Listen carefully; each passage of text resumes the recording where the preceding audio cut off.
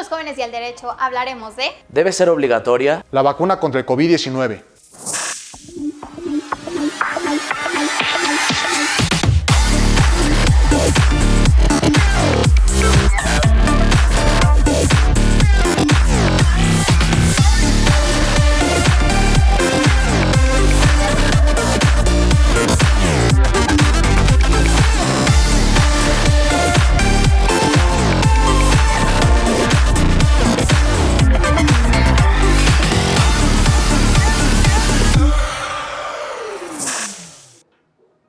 Buenas tardes, amigos ibarristas, sean todas y todos bienvenidos a una nueva emisión de nuestro programa Los Jóvenes y el Derecho.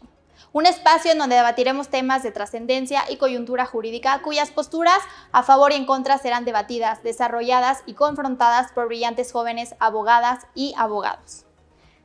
Existe una gran problemática y debate en torno a la aplicación de vacunas contra el COVID-19.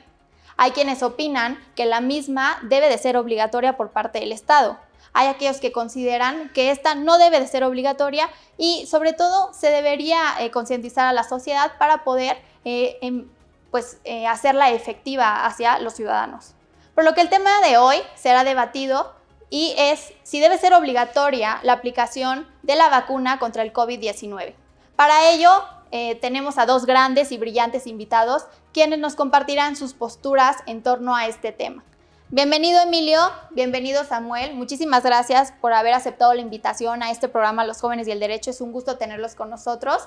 Me gustaría que para iniciar, Emilio, nos pudieras compartir en 3 oraciones tu semblanza curricular seguida de un hobby o pasatiempo favorito para que te podamos conocer un poco mejor. Por supuesto, primero que nada, muchas gracias por la invitación, Valeria.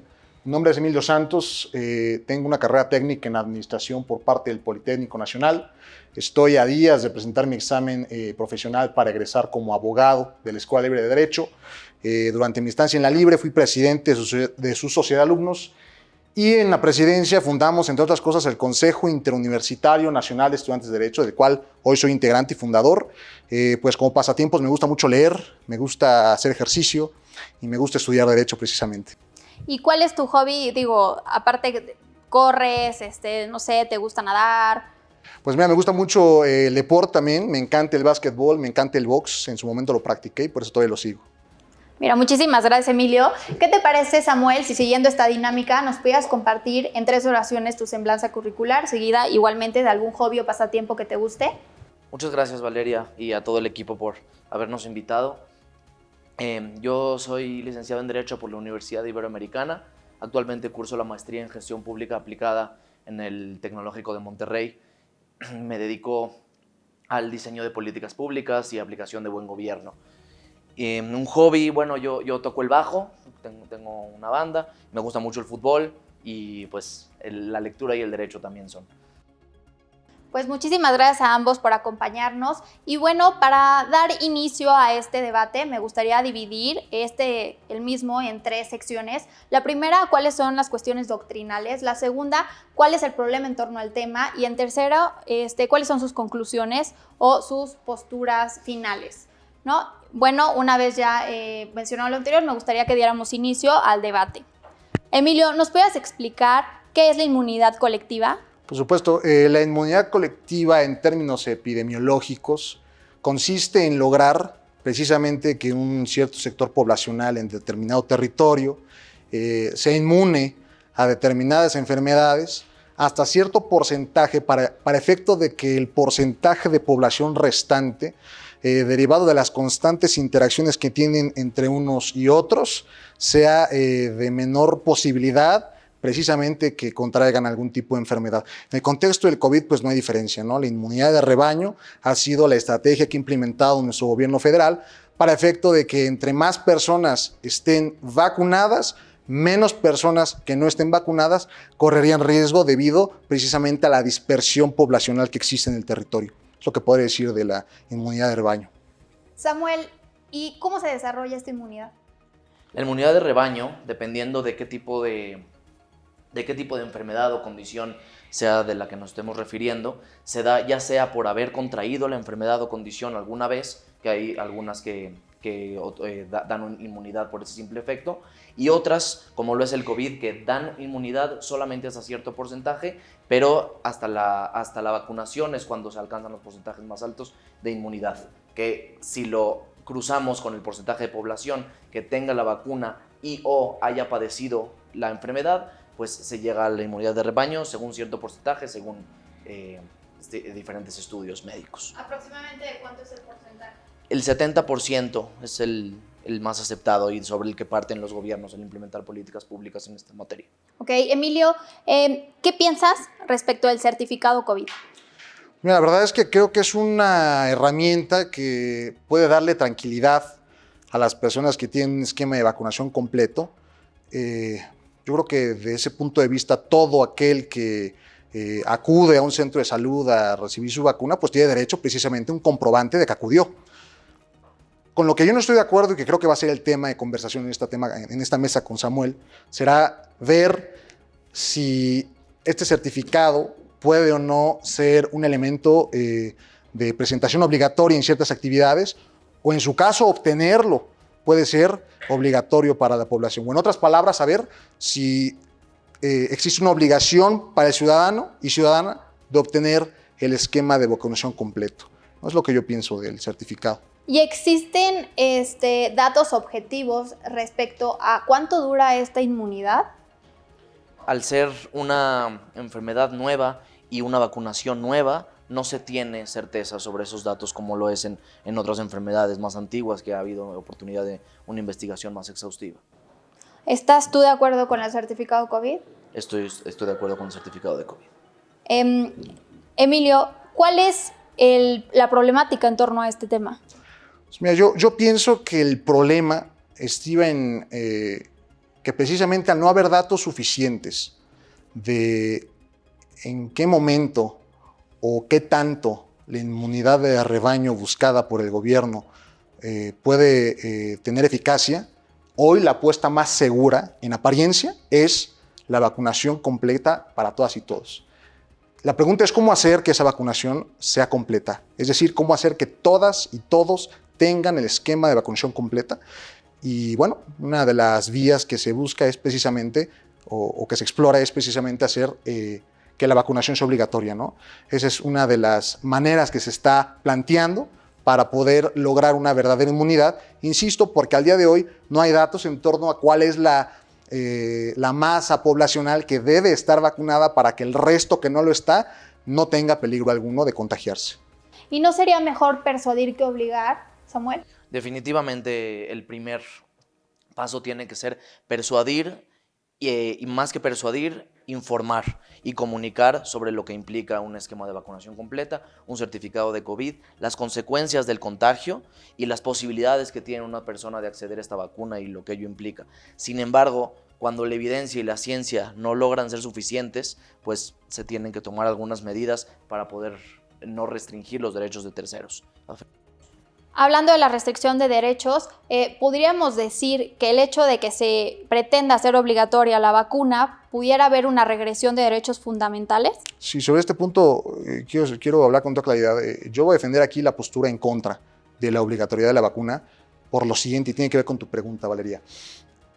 Desde un punto de vista de justicia consecuencialista, por supuesto que cualquier medio podría justificar el fin, y el fin último que nos presenta aquí el debate es lograr no afectar derechos de terceros. Dentro de ese no afectar derechos de terceros, un criterio, insisto, consecuencialista podría ser pensar que entre menos terceros afecten, mejor justicia se obtendrá. O lo que es lo mismo, entre más gente se vea beneficiada con una medida, se justificará más su implementación. Yo creo que esa es una falacia. Con ese mismo argumento podríamos justificar, por ejemplo, el aislamiento permanente de personas que se niegan flagrantemente a la vacunación. Podríamos incluso justificar su exclusión, podríamos justificar su expulsión del país y, ¿por qué no?, una suspensión o pérdida de derechos civiles o político-electorales. Yo pienso que, conforme al entramado constitucional de México actual, este tipo de enfoque de justicia consecuencialista o utilitarista que puede manejar medios para la obtención de fines aparentemente legitimados por las mayorías, no tiene cabida. que sí tiene cabida una justicia deóntica, una justicia por principios, por valores. Y en una justicia deóntica no existe posibilidad de implementar una medida tal como la obligatoriedad de la vacuna para obtener este tipo de resultados. En esta justicia deóntica es en donde yo pienso que nuestro entramado constitucional no da para justificar esta medida. Antes de pasar a la siguiente pregunta y escuchar la postura de Samuel, yo quiero decir que aquí hay dos posibilidades de debate. Podemos hablar del debate del deber ser, esto es, si en el deber ser una obligación de vacunarse puede existir o no en nuestro sistema jurídico, o, en otro plano, hablar del sistema actual de las cosas, la situación actual. Esto es, al día de hoy, hay instituciones públicas y privadas que impiden el acceso a personas, ¿no?, sin el certificado COVID. Hay países que impiden el acceso a sus soberanías sin el certificado COVID. Y, en fin, hay una serie de restricciones materiales no legales que hoy impiden a las personas gozar de todos sus derechos: libertad de tránsito, libertad de oficio y profesión, libertad de espaciamiento, entre otros derechos. Pero de eso platicamos un poquito más adelante. ¿Estás de acuerdo con lo que acaba de comentar? Aquí yo quiero comentar dos cosas, dos cuestiones fundamentales. La primera, no es que sea un medio para llegar a un fin, es un sistema de ponderación de distintos derechos que se contraponen en este caso. Nadie niega que el derecho a la libertad existe y que es un derecho fundamental, que no es que se encuentre jerárquicamente superior al derecho a la salud, simplemente que el daño causado por restringir el derecho a la salud, que es un derecho universal, al igual que lo es la libertad, sería un daño mayor a la colectividad y también a individuos, a la individualidad. Entonces, haciendo un ejercicio de ponderación de derechos, simplemente se causa un mayor daño de esa manera. No es un medio para llegar al fin, porque de ninguna manera sería arbitrario de parte del Estado. Y la otra cuestión es, si bien mi postura es a favor de la vacunación obligatoria, no creo que sea tan obvio mencionar que no se puede llegar a esta restricción ni a esta obligatoriedad y sus debidas consecuencias, que serán determinadas por las autoridades competentes, en este caso la Secretaría de Salud, si no se tiene un acceso universal, gratuito a todas las vacunas que están aprobadas por la Organización Mundial de la Salud para todas las personas en todos los rincones de la República. Samuel, una pregunta. ¿No considerarías que al día de hoy, de cierta forma o de manera indirecta, es obligatoria pues ponerse la vacuna? Tan solo mencionemos que para viajar necesitamos tener el certificado COVID, y pues para poder acceder a él uno se tiene que vacunar. Incluso para acceder a ciertos lugares uno también tiene que estar vacunado. Entonces, ¿no podríamos pues llamar que al día de hoy, de cierta forma, hay una obligatoriedad indirecta? Así es, y por eso justamente la pregunta en un tema más filosófico es ¿qué es la obligatoriedad? Y eso se basa de entrada en que una autoridad competente diga que es obligatorio, pero más de fondo que diga cuál es la consecuencia por no acatar dicha obligatoriedad o por no cumplir con esa obligación que está impuesta por el Estado. A lo que justamente respondiendo, la obligatoriedad se va dando imponiendo ciertas restricciones para los que no cumplan, en este caso, con contar con una vacuna en el momento en el que ésta sea accesible y gratuita para todas las personas en todo el país. A lo que me refiero, a reserva de lo que puedan llegar a disponer las autoridades, es algo que ya prevé la Ley General de Salud.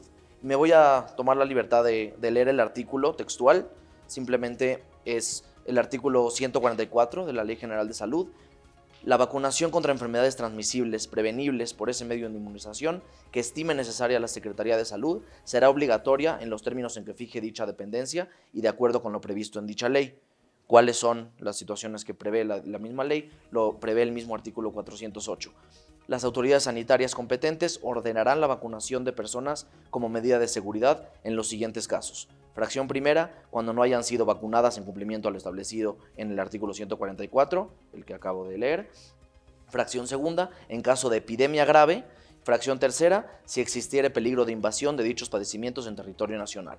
Creo que aquí estamos en un supuesto en el que ni siquiera ha lugar a un debate filosófico, ni a una interpretación conforme, ni siquiera a la ponderación de derechos, porque es algo que prevé la ley. Entonces, argumentar que no debe ser obligatoria es argumentar que estos artículos son inconstitucionales, que no es algo imposible de decir, es algo que pasa, la ley puede declararse inconstitucional, pero no se ha declarado inconstitucional en ninguna situación anterior y se encuadra perfectamente en las 3 fracciones en las que estamos leyendo. Entonces aquí sería nada más ver el tema restrictivo y ver cuáles serían las consecuencias que impondría la autoridad en su caso de declararla obligatoria. En este sentido, ¿cómo justificarías tu postura? Yo pienso precisamente lo contrario.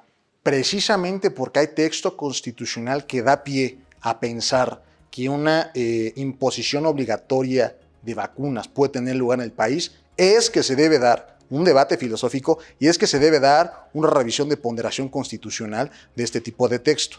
Aun y cuando el texto constitucional pareciera a priori tener una obligación subyacente, lo cierto es que yo no advierto que es una norma perfecta, esto es, con un supuesto normativo y una consecuencia en donde existe una sanción atribuible para quien decida voluntariamente y con el conocimiento de la ley no vacunarse.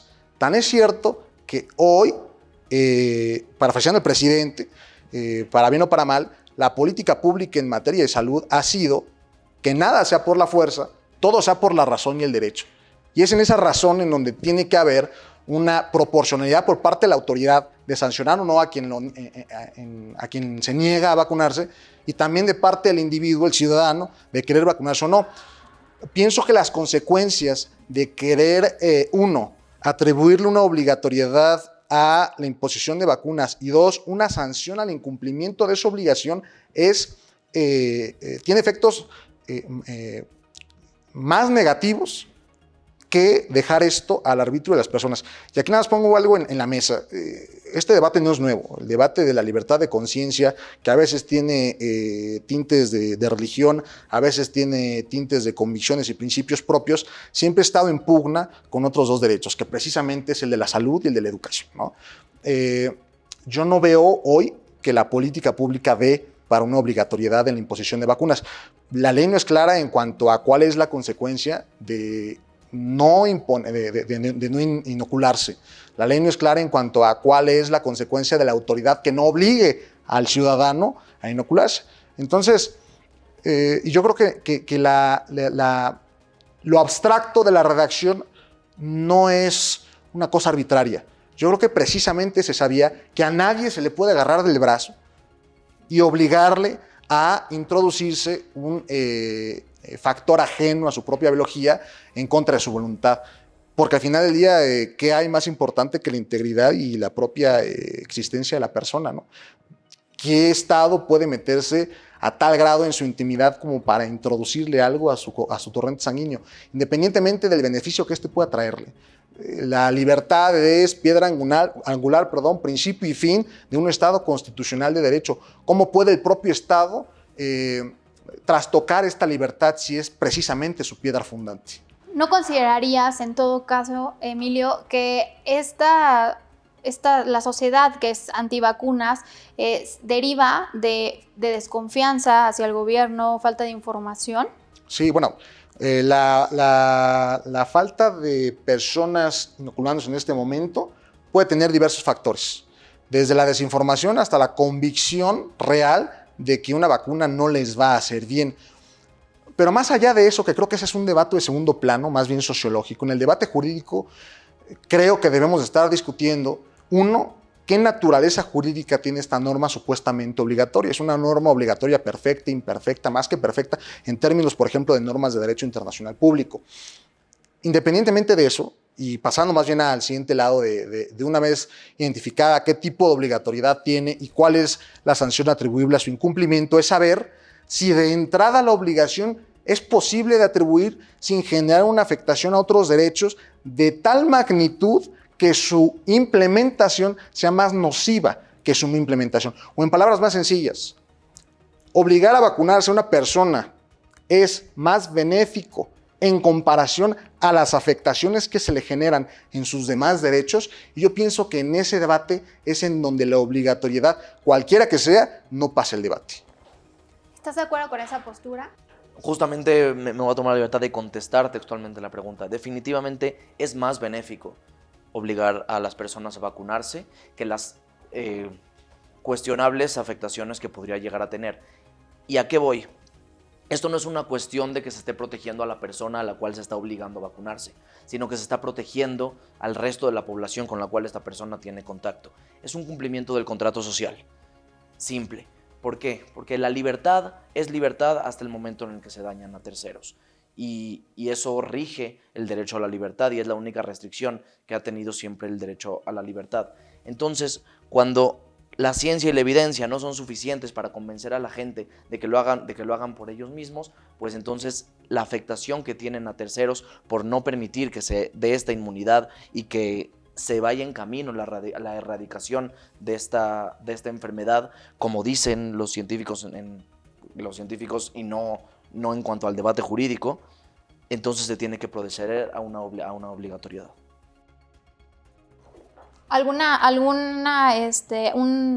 No sé, ¿quieres argumentar algo más a lo manifestado por Samuel? Bueno, a la pregunta que planteo y que contesta Samuel de una manera, precisamente contesto yo de la manera contraria. En un test de proporcionalidad sencillo, sin llegar a un tema judicializado, sí considero y comparto con Samuel que hay un fin constitucionalmente válido, que es lograr de la mejor manera, en un escenario de total incertidumbre, la mayor protección de la mayor cantidad de personas en México. Hay un fin constitucional válido, que es la salud de los demás, por encima de la convicción propia que uno pueda tener respecto a los efectos de una vacuna. Sin embargo, pienso que ya en un estándar de necesidad, de idoneidad, de necesidad y de proporcionalidad, ninguna de las medidas de obligatoriedad podrían pasar este test y podemos enfrentarlo a cualquier derecho. Hablemos, por ejemplo, del derecho al libre tránsito. Necesitar un certificado para moverme dentro de México o fuera de México hacia el extranjero, no veo de qué manera pueda justificarse que se me impide ese derecho solo por tener que vacunarme. Máxime que existen en un plano de necesidad otras medidas menos restrictivas e igualmente que contribuyen al fin que se busca con la obligatoriedad de las vacunas. Estas son las medidas de sana distancia, la utilización de gel antibacterial, la utilización de cubrebocas, que ya han demostrado ser medidas menos restrictivas, como lo es una jeringa en la sangre de una persona, que igualmente coadyuvan en la lucha contra esta pandemia. La vacuna sí es una medida mucho más restrictiva. No podemos comparar un biológico en la sangre con un cubrebocas que nos colocamos en las orejas únicamente cuando estamos en un lugar concurrido. Precisamente es donde yo no estoy de acuerdo. Eso en un test. Decía Samuel que la inmunización de la población es precisamente el cumplimiento del contrato social.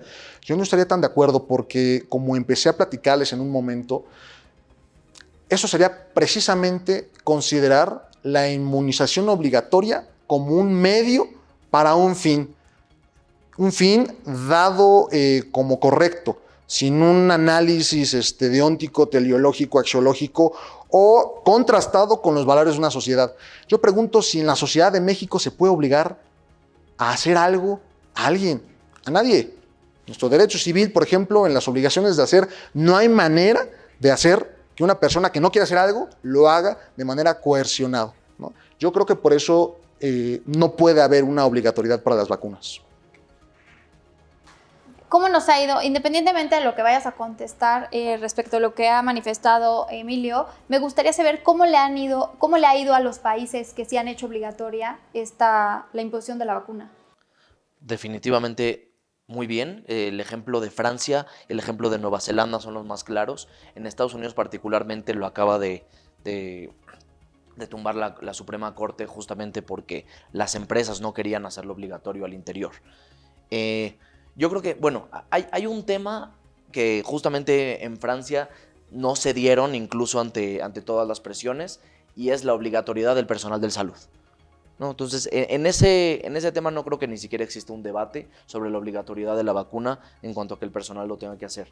Y contestando a lo último que planteó Emilio, creo que el fin no es la inmunidad colectiva ni alcanzar a esta cuestión que se plantea como si fuera muy pragmática. Es una cuestión de derechos humanos y de la progresividad del derecho humano a la salud, particularmente, que es un derecho inalienable y es imprescriptible, ¿no? Como ya lo sabemos.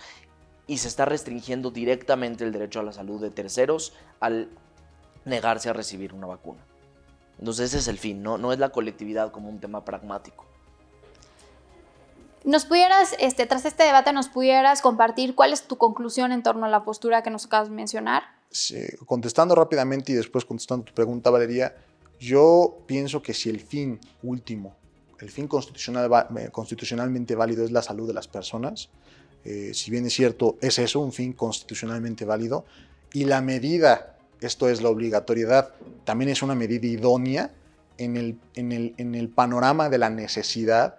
Insisto, existen una serie de medidas anteriores, incluso mejores, hoy, para poder implementar y encontrar ese mismo fin que es la salud de todas y todos, sin la necesidad de obligar a alguien a meterse una jeringa. Por ejemplo, y contestando a tu pregunta, si yo sostengo que no es obligatoria la vacuna, creo que lo que sí puedo hacer es una campaña de información fuerte, robusta, que llegue a todos los rincones de México para que se sepan los beneficios de una vacuna.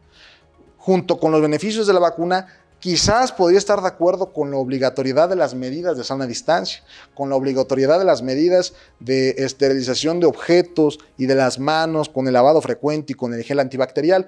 Incluso estaré de acuerdo con las medidas de poca afluencia en lugares cerrados. En suma, entre campañas informativas y medidas que no afectan literalmente el torrente sanguíneo de las personas, creo que se puede lograr lo que se busca lograr con la obligatoriedad de la inocuación sin la necesidad de hacer esto. Y esto es importante porque en una tipología de ordenamientos jurídicos, por ejemplo, el maestro Álvaro Dors dice que hay dos razones por las que se cumple el derecho, ¿no? O porque existe autoritas o porque existe potestas, ¿no? La autoritas implica un cumplimiento con la convicción de que ese saber jurídico es lo correcto para la sociedad. Mientras que la potestas implica que se cumple porque hay una autoridad coercitiva que te obliga por fuerza, por poder, a cumplir lo que se dice, independientemente de que sea un saber valioso o no para esa sociedad. Pienso yo que en esta disyuntiva, en los mundos globalizados, se ha demostrado que un saber consciente y convencido cumple más que un saber obligatorio y coaccionado.